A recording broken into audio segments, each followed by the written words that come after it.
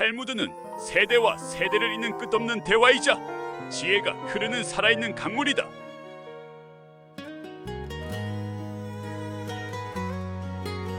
예루살렘 외곽, 흙먼지가 자주 있는 오래된 길 끝에 두 채의 집이 마주보고 서 있었다. 한 채는 누구나 감탄할 만큼 웅장한 저택이었다. 하얀 대리석 벽은 햇빛을 받아 은빛처럼 빛났고 높은 담장 안에는 향기로운 장미 정원과 맑은 연못이 있었다.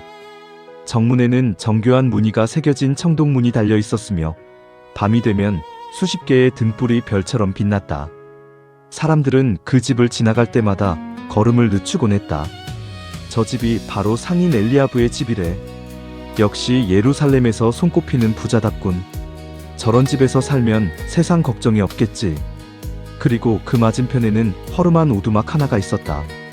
진흙벽은 군데군데 갈라져 있었고 지붕은 비가 오면 물이 새기 일쑤였다.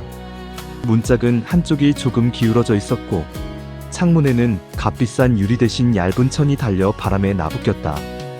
그 집에 사는 이는 가난한 목수 요나단과 그의 어린 딸 미리암이었다. 사람들은 두 집을 비교하며 늘 같은 말을 했다. 저 오두막은 곧 무너질 것 같아. 참 딱한 인생이지. 행복이라는 건 결국 돈이 있어야 얻는 거야. 하지만 세상 사람들이 미처 보지 못한 것이 있었다. 궁전 같은 저택 안에는 얼음장 같은 침묵이 살고 있었고 낡은 오두막 안에는 작은 웃음과 따뜻한 노래가 살고 있었다. 엘리야브는 큰 부자였다. 그는 향료와 비단, 곡물과 보석을 거래하여 막대한 재산을 모았다. 그러나 그는 하루도 편히 잠들지 못했다. 하인들이 음식을 차려도 맛을 느끼지 못했고 값비싼 침대에 누워도 악몽에 시달렸다. 손님들이 찾아오면 그는 웃는 얼굴로 맞았지만 돌아서면 얼굴이 굳어졌다. 누구를 보아도 믿지 못했고 누구를 보아도 자신을 시기한다고 여겼다. 어느 날 밤 그는 정원 연못에 비친 자기 얼굴을 보고 깜짝 놀랐다. 붉게 충혈된 눈, 깊게 패인 주름, 그리고 늘 움켜쥔 듯 굳은 입술. 마치 오래전부터 행복을 잃어버린 사람의 얼굴 같았다. 그때 맞은편 오두막에서 웃음소리가 들려왔다. 맑고 작은, 그러나 이상하게 마음을 흔드는 웃음이었다. 엘리야브는 창문을 닫아버렸다. 도대체 저런 누추한 집에서 무슨 웃을 일이 있다는 거지? 다음 날 아침, 그는 마당을 쓸던 하인에게 물었다. 저 맞은편 목수는 늘 저렇게 웃나? 예, 주인님. 딸아이와 함께 사는데 가난해도 사이가 좋다고들 합니다. 가난한 자들이란 원래 현실을 모르니 웃는 거다. 그러나 그 말은 자신에게 하는 변명처럼 들렸다. 며칠 뒤 예루살렘 장터에 한 랍비가 왔다는 소문이 퍼졌다. 먼 지방을 떠돌며 사람들의 고민을 듣고 짧은 말로도 깊은 깨달음을 주는 지혜로운 사람이라 했다. 많은 이들이 그를 찾아와 질문했고 어떤 이는 울다가 웃으며 돌아갔다고 했다. 엘리야브는 처음엔 그런 이야기를 비웃었다. 말 몇 마디로 인생이 바뀐다면 세상에 불행한 사람이 어디 있겠나. 하지만 그는 이상하게도 그 랍비가 마음에 걸렸다. 결국 며칠 뒤 아무도 모르게 평범한 옷으로 갈아입고 장터 한쪽 무화과 나무 아래 앉아있는 랍비를 찾아갔다. 랍비는 생각보다 초라해 보였다. 낡은 겉옷에 먼지가 묻어 있었고 샌들끈도 헤어져 있었다. 그러나 그의 눈은 조용한 우물처럼 맑았다. 엘리야브는 주변을 살피고 낮은 목소리로 말했다. 랍비님, 제게는 큰 집이 있고 많은 재산이 있습니다. 남들이 부러워하는 모든 것을 가졌지요. 그런데도 제 마음은 늘 불안하고 답답합니다. 밤이면 잠들지 못하고 아침이면 이유 없이 화가 납니다. 저는 왜 행복하지 않은 겁니까? 랍비는 대답 대신 되물었다. 당신의 집은 얼마나 크오? 예루살렘에서도 손꼽히게 큽니다. 그 안에 당신의 마음이 쉴 자리가 있어? 무슨 뜻입니까? 랍비는 길가에 작은 돌을 하나 집어 손바닥 위에 올렸다. 이 돌을 금으로 감싸면 보석이 돼요? 아닙니다. 돌은 돌일 뿐이죠. 그렇소. 그런데 사람들은 종종 마음이 병들어 있는데도 그것을 금과 비단으로 감싸면 평안해질 거라 생각하오. 엘리야브는 불쾌해졌다. 라삐님은 제 마음이 병들었다고 말씀하시는 겁니까? 나는 다만 당신의 얼굴이 매우 피곤해 보인다고 말하는 것이오. 저를 모욕하시는군요. 아니요. 거울을 보여주는 것이오. 엘리아브는 얼굴이 붉어졌다. 그는 자리에서 벌떡 일어났다. 당신도 결국 다른 사람들과 같군. 부자에게는 늘 죄가 있다고 여기지. 나는 부자에게 죄가 있다고 말한 적이 없소. 다만 마음이 더러우면 집이 궁전이라도 지옥이고 마음이 맑으면 오두막도 천국이라고 말할 뿐이오. 엘리아브는 그 말을 듣고 비웃듯 말했다. 그렇다면 가난한 자들은 모두 천국에 살겠군요. 라삐는 고개를 저었다. 가난이 천국을 만들지는 않소. 부가 지옥을 만들지도 않소. 다만 사람의 마음이 집을 결정하오. 엘리아브는 더 듣고 싶지 않았다. 그는 차갑게 돌아섰다. 그러나 이상하게도 그 말은 그의 귀에서 떠나지 않았다. 마음이 더러우면 집이 궁전이라도 지옥이고 마음이 맑으면 오두막도 천국이다. 그날 저녁 저택으로 돌아온 엘리아브는 사소한 일에도 화를 냈다. 음식이 식었다며 접시를 던졌고 하인이 물병을 늦게 가져왔다며 뺨을 때렸다. 정원사가 장미가지를 잘못 쳤다며 당장 쫓아내라고 소리쳤다. 그러나 밤이 되자 텅 빈 식탁과 조용한 복도가 이상할 만큼 넓고 서늘하게 느껴졌다. 그는 문득 어린 시절을 떠올렸다. 그 역시 한때는 가난한 집 아이였다. 아버지는 구두를 기워 생계를 이었고 어머니는 낡은 솥으로도 맛있는 수프를 끓여냈다. 집은 비좁았고 겨울이면 바람이 새어들어왔지만 그는 어머니가 불러주던 자장가를 들으며 행복하게 잠들곤 했다. 그 시절 그는 부자가 되면 기쁨도 함께 커질 줄 믿었다. 그런데 어째서 지금 그는 어린 시절보다 더 불행한가? 그날 새벽 갑작스러운 비가 쏟아졌다. 천둥이 예루살렘 하늘을 찢듯 울리고 바람이 담장을 흔들었다. 하인들이 분주히 창문을 닫고 지붕을 살피는 동안 엘리아브는 이상한 예감에 잠을 이루지 못했다. 그리고 잠시 후 누군가 다급히 대문을 두드렸다. 주인님, 큰일입니다. 무슨 일이냐? 맞은편 오두막에 불이 났습니다. 엘리아브는 순간 얼어붙었다. 비가 쏟아지는데 불이라니 믿기 어려운 일이었다. 하지만 강풍 탓에 등잔이 쓰러졌고 마른 지붕지폐에 불길이 번졌다는 말이 들렸다.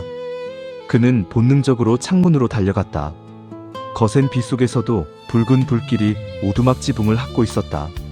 사람들은 비를 맞으며 양동이를 들고 뛰어다녔고 누군가는 아이를 찾아라 라고 외쳤다. 아이, 미리암이었다. 엘리아브는 망설였다. 바깥은 위험했다. 무너지는 불길 속으로 들어가다간 목숨을 잃을 수도 있었다. 하인들도 서로 눈치만 볼 뿐 선뜻 가까이 가지 못했다. 그때 그는 오두막 문 앞에서 울부짖는 요나단의 목소리를 들었다. 미리암, 미리암. 한순간 어린 시절 자신이 어머니를 부르던 기억이 겹쳐졌다. 전쟁통에 무너진 시장터에서 잃어버린 어머니를 찾아 울던 그날의 목소리. 그는 그 기억을 오랫동안 봉인하고 살아왔다. 돈을 벌고 더 크게 짓고 더 높이 쌓느라 잊어버린 줄 알았다. 하지만 그날 빗속에서 떨리는 아버지의 절규는 그의 깊은 곳을 찢어 놓았다. 엘리아브는 소리쳤다. 담요를 가져와라. 하인들이 놀라 그를 쳐다보았다. 주인님, 위험합니다. 당장 가져오라. 그는 물에 적신 담요를 머리와 어깨에 둘렀다. 그리고 누구도 예상하지 못한 행동을 했다. 그는 직접 불붙은 오두막 안으로 뛰어든 것이다. 안은 연기와 불꽃으로 가득했다. 무너지는 나무 기둥이 쩍쩍 갈라졌고 뜨거운 열기가 숨통을 막았다. 엘리아브는 눈을 제대로 뜰 수조차 없었다. 하지만 구석 어딘가에서 희미한 기침 소리가 들렸다. 미리암. 아이의 작은 손이 침상 아래에서 떨리고 있었다. 엘리아브는 몸을 숙여 아이를 끌어안았다. 그 순간 천장에서 불붙은 들보 하나가 무너져 내렸다. 그는 반사적으로 아이를 품 안에 감싸며 몸으로 막았다. 등에 타는 듯한 고통이 밀려왔다. 하지만 그는 이를 악물고 일어섰다. 출구는 연기로 흐릿했다. 한 걸음, 또 한 걸음. 비틀거리며 문 쪽으로 나아가던 순간 바깥에서 누군가 그의 이름을 부르는 소리가 들렸다. 그는 마지막 힘을 짜내 문턱을 넘었고 곧장 진흙바닥에 쓰러졌다. 살았다. 아이가 살아있다. 사람들의 외침이 들렸다. 요나단은 울면서 딸을 끌어안았고 미리암은 정신을 차리자마자 엘리야부 쪽으로 손을 뻗었다. 아저씨. 그 한마디에 엘리야부는 이상하게 눈물이 날 것 같았다. 다행히 불은 큰 비 덕분에 더 번지지 않았다. 그러나 오두막은 절반 이상 타버렸고 엘리야부 역시 등에 심한 화상을 입었다. 며칠 동안 그는 침상에 누워 움직이지 못했다. 그가 깨어있는 동안 가장 자주 들은 목소리는 하인들의 아첨도 장사치들의 거래 이야기도 아니었다. 바로 맞은편 목수 요나단과 딸 미리암의 목소리였다. 요나단은 매일 아침 손수 만든 따뜻한 국을 들고 왔다. 미리암은 들꽃 한 송이를 가져와 머리맡에 두었다. 우리 때문에 다치셨어요. 죄송합니다, 주인님. 아저씨, 빨리 나으셔야 해요. 제가 기도했어요. 엘리야부는 처음엔 어색했다. 그는 누군가의 순수한 감사 앞에 서본 적이 거의 없었다. 늘 계산된 웃음, 조건이 붙은 친절, 거래를 위한 예의만 보아왔다. 그런데 이 가난한 부녀는 가진 것도 없으면서 그에게 줄 것을 찾아왔다. 하루는 요나단이 조용히 말했다. 제가 평생 갚아도 다 못 갚을 은혜를 입었습니다.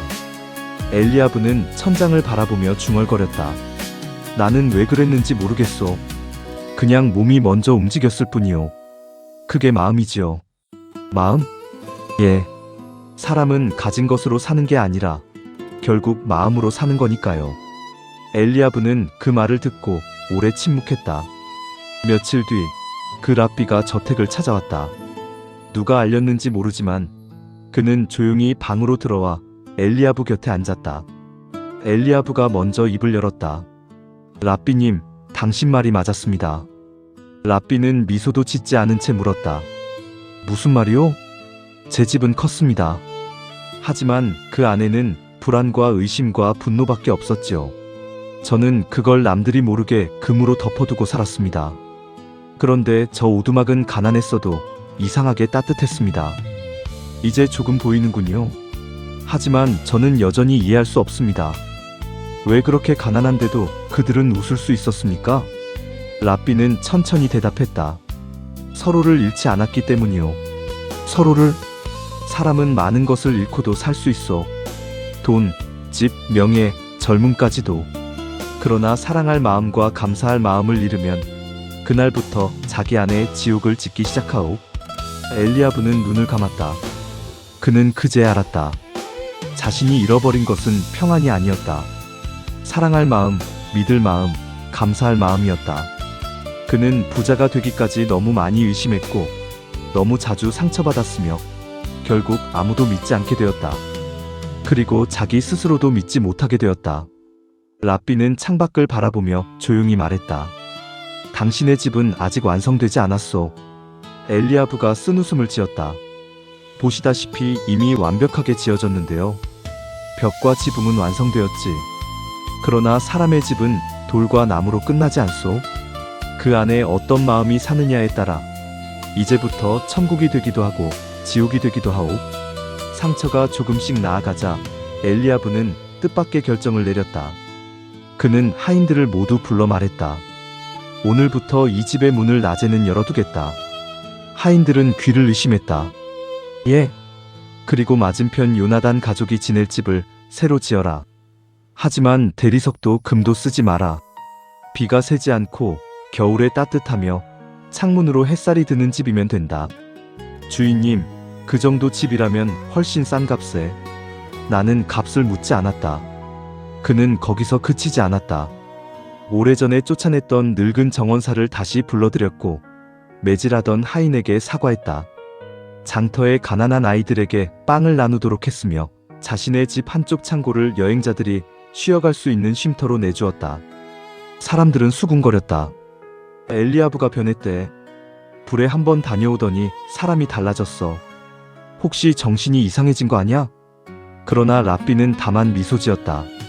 새 집이 완성되던 날 요나단과 미리암은 눈물을 흘렸다. 집은 결코 화려하지 않았지만 단단했고 밝았다. 작은 창으로 아침 햇살이 들어왔고 빗물이 새지 않았다. 미리암은 방 안을 빙글빙글 돌며 웃었다. 아버지, 우리 집이 빛나요. 요나단은 울먹이며 말했다. 예, 빛나는구나. 그 말을 들은 엘리야브는 문득 깨달았다. 빛나는 것은 집이 아니었다. 그 안에서 웃는 사람들의 마음이었다. 하지만 진짜 반전은 그날 밤 찾아왔다. 엘리야브는 다시 랍비를 찾아가 물었다. 이제 알 것 같습니다. 좋은 일을 하면 마음이 평안해진다는 것을. 그러자 랍비는 고개를 저었다. 아직 다 알지는 못했소. 무엇이 남았습니까? 당신은 지금 선행으로 죄책감을 덮고 있어. 엘리야브는 얼굴이 굳었다. 무슨 뜻입니까? 사람은 때때로 남을 도우며 자기 자신에게 감동하오. 나는 좋은 사람이라고 믿고 싶어지지. 그러나 진정 마음이 맑아졌는지는 아무도 보지 않을 때 알 수 있어. 그럼 저는 아직 변하지 않은 겁니까? 아니요. 변하고 있어. 다만 마지막 방 하나가 아직 비어 있어. 마지막 방? 자기 자신을 용서하는 방이요. 엘리야브는 멍해졌다. 랍비는 그를 똑바로 바라보았다. 당신은 오랫동안 가난했던 어린 시절의 자신을 부끄러워했어. 그래서 다시는 약해지지 않으려고, 누구에게도 빚지지 않으려고, 누구도 믿지 않으려 했지. 당신이 미워한 것은 사실 가난이 아니라 가난하던 시절의 자기 자신이요. 그 말은 번개처럼 엘리야브의 가슴을 갈랐다. 그는 처음으로 아무 말도 하지 못한 채 울었다. 어린 날 시장통에서 조롱받던 소년, 겨울밤 배고픔에 이를 악물던 아이, 남의 빵 냄새를 맡으며 성공만 꿈꾸던 가난한 자신. 그는 그 아이를 버리고 살아왔다. 아니, 버린 줄 알았다. 하지만 그 아이는 늘 그의 마음 한구석에서 떨고 있었고, 그 떨림이 불안이 되어, 분노가 되어 차가운 궁전을 지배하고 있었던 것이다. 그날 엘리야브는 아주 오래도록 울었다. 랍비는 아무 말 없이 곁에 앉아 있었다. 시간이 흘렀다. 예루살렘 사람들은 이제 두 집을 다시 이야기하게 되었다. 예전엔 저택이 부러웠는데 요즘은 저 집에 들어가면 이상하게 마음이 편하네. 맞아.